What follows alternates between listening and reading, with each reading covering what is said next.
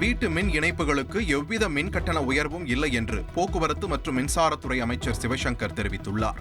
இது தொடர்பாக வெளியிடப்பட்டுள்ள அறிக்கையில் அனைத்து இலவச மின்சார சலுகைகளும் தொடரும் என்றும் மின் கட்டண உயர்வு குறித்து எவ்வித ஆணையும் தமிழ்நாடு மின்சார ஒழுங்குமுறை ஆணையத்தினால் வெளியிடப்படவில்லை என்றும் தெரிவிக்கப்பட்டுள்ளது. எனவே மின் கட்டண உயர்வு குறித்த தேவையற்ற வதந்திகளை பொதுமக்கள் நம்ப வேண்டாம் என்றும் கேட்டுக் கொள்ளப்பட்டுள்ளது.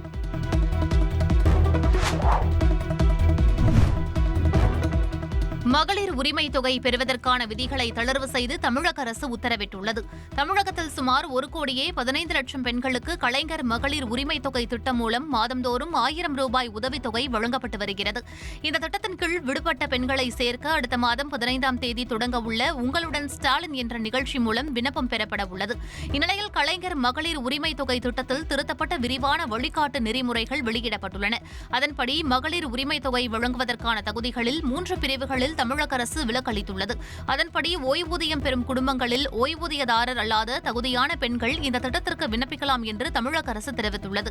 அதேபோன்று இந்திரா காந்தி தேசிய முதியோர் ஓய்வூதிய திட்டம், முதலமைச்சரின் உழவர் பாதுகாப்பு திட்டம் மற்றும் அமைப்புசாரா தொழிலாளர் நல வாரியங்களிலிருந்து முதியோர் ஓய்வூதியம் பெறும் குடும்பங்களில் உள்ள ஓய்வூதியதாரர் அல்லாத தகுதி வாய்ந்த பெண்களும் விண்ணப்பிக்கலாம் என்று தெரிவிக்கப்பட்டுள்ளது.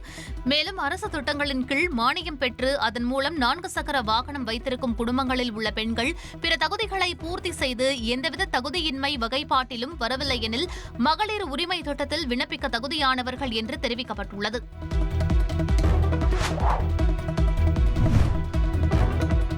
சிவகங்கை மாவட்டம் திருப்புவனத்தில் காவல்துறை விசாரணைக்கு அழைத்துச் செல்லப்பட்ட இளைஞர் அஜித் மர்ம மரணம் அடைந்த நிலையில் சம்பந்தப்பட்ட 7 காவலர்கள் மீதும் நடவடிக்கை எடுக்க வேண்டும் என கோரிக்கைகள் வலுத்து வருகின்றன. அதுவரை உடலை வாங்க மாட்டோம் என போராட்டமானது தொடரும் நிலையில் அஜித்தின் குடும்பத்தினரை வீட்டிற்குள் அழைத்து சென்று மாவட்ட கண்காணிப்பாளர் ஆஷிஷ் ராவத் ரகசிய விசாரணை மேற்கொண்டார். இதனை எதிர்த்து கிராம மக்களும் உறவினர்களும் அந்த வீட்டை முற்றுகையிட்டு உள்ளே செல்ல முயன்ற நிலையில் ஊர் மக்களுக்கும் போலீசாருக்கும் இடையே தள்ளுமுள்ளு ஏற்பட்டது. இதனால் அங்கு மிகவும் பரபரப்பான சூழல் நிலவியது.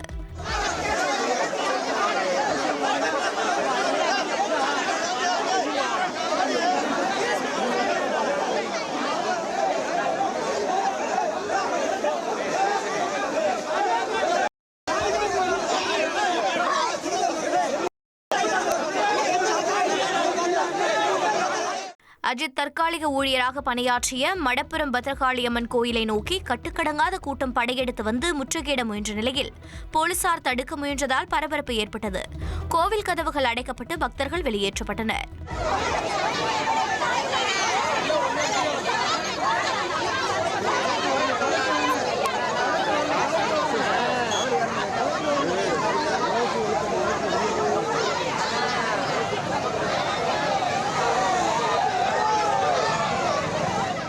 அத்துடன் சிவகங்கை மாவட்டத்தின் துணை மாவட்ட செயலாளரும் திருப்புவனத்தின் பேரூராட்சி தலைவருமான திமுகவைச் சேர்ந்த சேங்கை மாறனின் காரை வழிமறித்து காரின் முன்பு அஜித்தின் உறவினர்கள் தர்ணா செய்தனர்.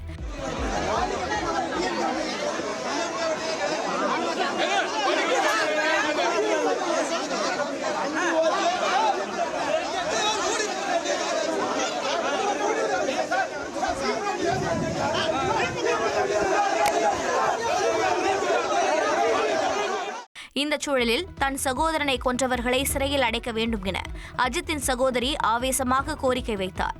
எதுவுமே விசாரிக்கல, எஃப்ஐஆர் போடல, எதுவுமே பண்ணல. அவனை அடிக்கிறதுக்கு காரணம் என்ன எங்களுக்கு தெரியும். அது அவனையே டார்கெட் பண்ணி தான் நீங்க அடிச்சிருக்கீங்க. கம்மாய்க்குள்ள வச்சு அடிச்சிருக்கீங்க. எல்லாம் இங்க வரைக்கும் ஆபீஸ்க்குள்ள வரைக்கும் எதுக்கு வச்சு அடிக்கிற? தண்ணின்னு கேட்டவனுக்கு மிளகா அப்படியே கரைச்சு வாயில ஊத்திருக்க. அறநிலையத்துறை பின்னாடி வச்சு அடிச்சிருக்க. எதுக்கு அடிக்கிற? அது ஏன் ஊருக்கு வந்து ஏன் தம்பியை நீ ஏன் அடிச்ச? காரணம் எங்களுக்கு தெரியும். அது அவனை மட்டும் தான் டார்கெட் பண்ணிருக்காங்க. அவங்கள சும்மாவே விடக்கூடாது. அடிச்சதுக்கு காரணம் தெரியும் எங்களுக்கு. அவங்கள வந்து இந்த சஸ்பெண்ட் பண்றது அது இதெல்லாம் இருக்கக்கூடாது. அவங்களுக்கு வேலையே இருக்க கூடாது. கண்ணுல மிளகாத்தூள போட்டிருக்க, மிளகா அப்படியே கரைச்சு ஊத்திருக்க, எல்லாமே பண்ணிருக்க. ராட வச்சு அடிக்கிற அளவுக்கு அவன் உன்னை என்ன செஞ்சியா? என்ன செஞ்சா? எங்களுக்கு காரணம் சொல்லு.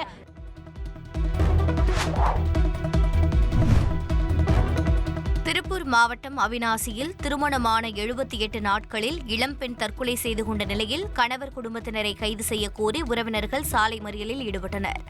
இதுகுறித்து தற்கொலை செய்து கொண்ட இளம்பெண் தனது கணவர் கவின்குமார் உடல் ரீதியாகவும், மாமனார் ஈஸ்வரமூர்த்தி மற்றும் மாமியார் சித்ராதேவி மன ரீதியாகவும் சித்திரவதை செய்ததாக குறிப்பிட்டு தந்தைக்கு ஆடியோ அனுப்பிவிட்டு தனது காரிலேயே பூச்சி மருந்தை அருந்தி தற்கொலை செய்து கொண்டுள்ளார். தகவலறிந்து சென்ற போலீசார் ரிதன்யாவின் உடலையும் காரையும் மீட்டு வழக்கு பதிவு செய்து விசாரணை மேற்கொண்டு வருகின்றனர். இதனிடையே இளம்பெண்ணின் ஆடியோவை கேட்டு அதிர்ச்சியடைந்த உறவினர்கள் சம்பந்தப்பட்ட 3 பேரையும் கைது செய்ய கோரி மறியலில் ஈடுபட்டனர்.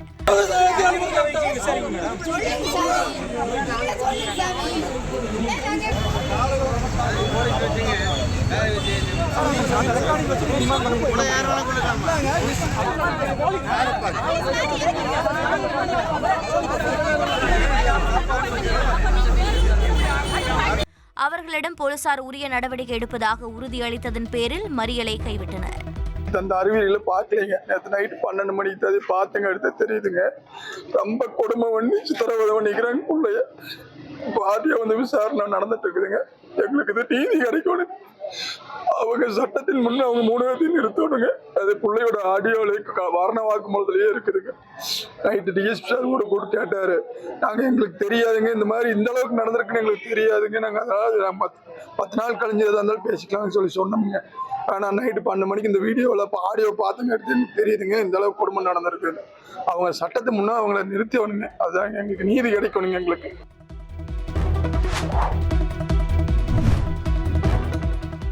கோவை மாவட்டம் மேட்டுப்பாளையம் அருகே வேட்டைக்கு சென்ற இளைஞர் நாட்டு துப்பாக்கி குண்டு பாய்ந்து உயிரிழந்ததாக தகவல் வெளியாகி பரபரப்பை ஏற்படுத்தியுள்ளது. காரமடை அருகே சுரண்டை மலை கிராமத்தைச் சேர்ந்த இளைஞர் சஞ்சித், குண்டூர் மலை கிராமத்தைச் சேர்ந்த பிரவீன், பாப்பையன் ஆகியோருடன் வேட்டைக்கு சென்றுள்ளார். அத்திக்கடவு பவானி ஆற்றுப்படுகை அருகே சஞ்சித் சடலமாக கிடப்பதாக தகவல் கிடைத்துள்ளது. அவருடன் சென்ற 2 பேரும் தலைமறைவான நிலையில் காரமடை போலீசார் சஞ்சித் உடலை கைப்பற்றி வனத்துறையினருடன் இணைந்து விசாரித்து வருகின்றனர். மேலும் கோவையிலிருந்து தடை அறிவியல் நிபுணர்கள் வரவழைக்கப்பட்டு விசாரணை நடத்தப்படுகிறது. எதிர்பாராத விதமாக நாட்டு துப்பாக்கி குண்டு பாய்ந்து சஞ்சித் இறந்தாரா அல்லது மோதல் ஏற்பட்டு சஞ்சித் கொல்லப்பட்டாரா என்ற கோணங்களில் விசாரணை தீவிரப்படுத்தப்பட்டுள்ளது.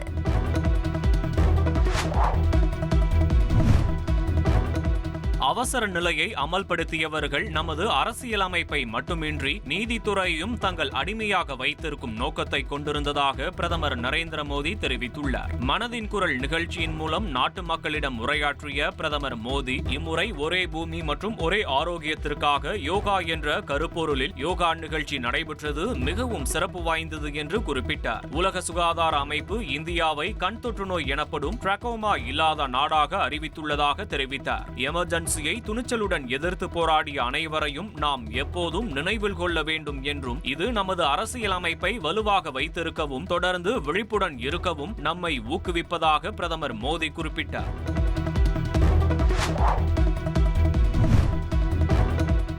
அன்புமணி ராமதாஸின் திடீர் டெல்லி பயணம் அரசியல் வட்டாரத்தில் பரபரப்பை ஏற்படுத்தியுள்ளது. பாமகவில் ராமதாஸ் அன்புமணி மோதல் இன்னும் முடிவுக்கு வராத சூழலில் அன்புமணியின் டெல்லி பயணம் முக்கியத்துவம் பெற்றுள்ளது. அவர் தேர்தல் ஆணைய அதிகாரிகளை சந்திக்கலாம் என்றும் தகவல்கள் வெளியாகியுள்ளன. பாமக பொதுக்குழுவில் தேர்வு செய்யப்பட்ட நிர்வாகிகளின் பதவிக்காலம் 3 ஆண்டுகளோடு முடிவடைகிறது. இந்த பதவிக்காலம் ஏற்கனவே முடிவடைந்துவிட்ட சூழலில் அண்மையில் மாவட்ட வாரியாக அன்புமணி ராமதாஸ் பொதுக்குழு கூட்டங்களை நடத்தினார். பாமக நிறுவனர் ராமதாஸ் விரைவில் பொதுக்குழு கூட்டத்தை கூட்ட இருப்பதாக அவர் அறிவித்திருக்கிறார். இப்படி கட்சிக்குள் மிக பெரும் குழப்பங்கள் நிலவி வரும் நிலையில் அன்புமணியின் திடீர் டெல்லி பயணம் பரபரப்பை ஏற்படுத்தியுள்ளது.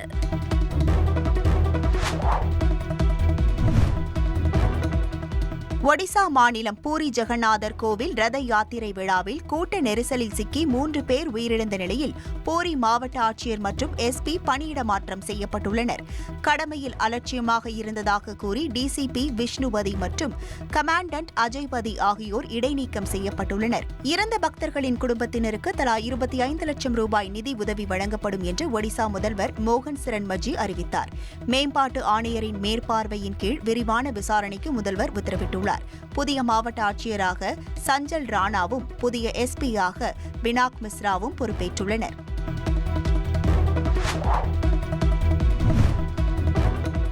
தென்மேற்கு சீனாவின் குய்ஷோய் மாகாணத்தில் கனமழையால் வெள்ளப்பெருக்கு ஏற்பட்டு ஏராளமான பகுதிகள் மூழ்கியுள்ளன. 6 பேர் உயிரிழந்த நிலையில் பல்லாயிரக்கணக்கானோர் முகாம்களுக்கு அனுப்பி வைக்கப்பட்டுள்ளனர். ரோங் ஜியாங் பகுதியில் இருந்து மட்டும் 41,500க்கும் மேற்பட்டோர் வெளியேற்றப்பட்டுள்ளனர். இதனிடையே லெவல் 3 அவசர நிலை அறிவித்து தேசிய பேரிடர் மேலாண்மை குழுவினர் மூலம் சீரமைப்பு பணி தீவிரமாக நடைபெற்று வருகிறது. ஏற்கனவே மீட்பு மற்றும் நிவாரணப் பணிக்காக $14 மில்லியன் நிதி ஒதுக்கப்பட்ட நிலையில் மேலும் $14 மில்லியன் நிதி ஒதுக்கப்படுவதாக அறிவிக்கப்பட்டுள்ளது.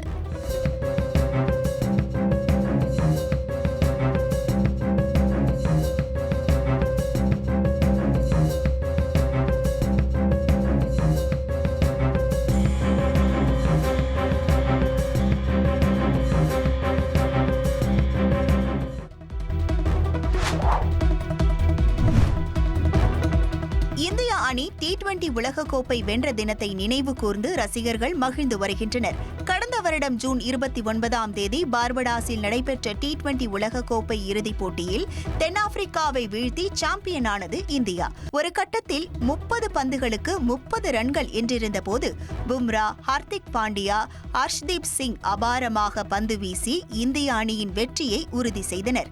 குறிப்பாக கடைசி ஓவரை ஹர்திக் பாண்டியா வீசும்போது சூரியகுமார் யாதவ் லாங் ஆஃபில் அபாரமாக கேட்ச் பிடித்து மில்லரை அவுட் செய்தது இந்திய கிரிக்கெட் வரலாற்றில் மறக்க முடியாத நிமிடங்கள்.